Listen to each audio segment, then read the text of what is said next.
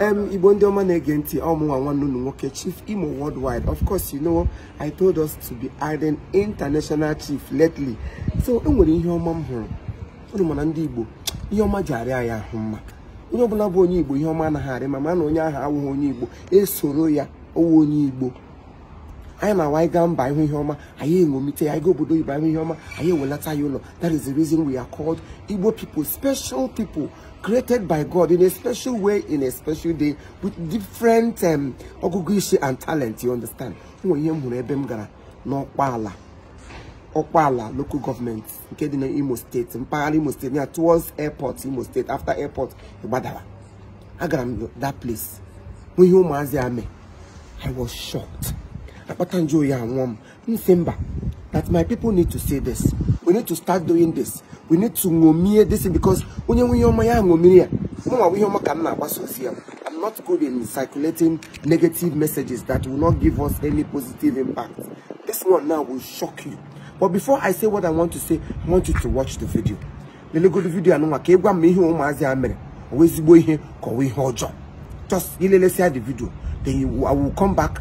We'll talk like a family. But make sure you are sharing this video because Dikena and Hosea. Hosea Kosiru Tonya, Borute one nene, Hosea Basasia Wanine. Kai Mota. How to do good things.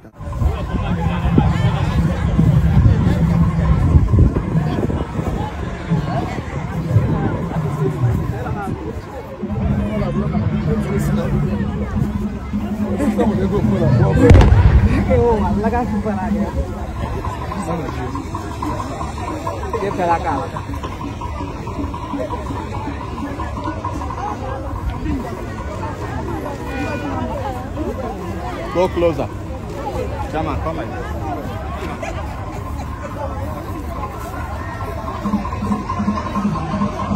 Abba.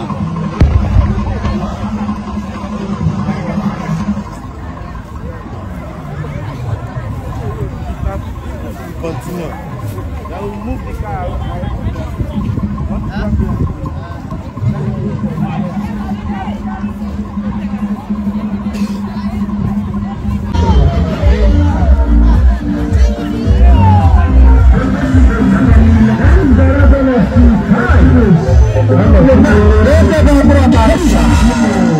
That's so. That's the Hollywood legend coming to people himself. I got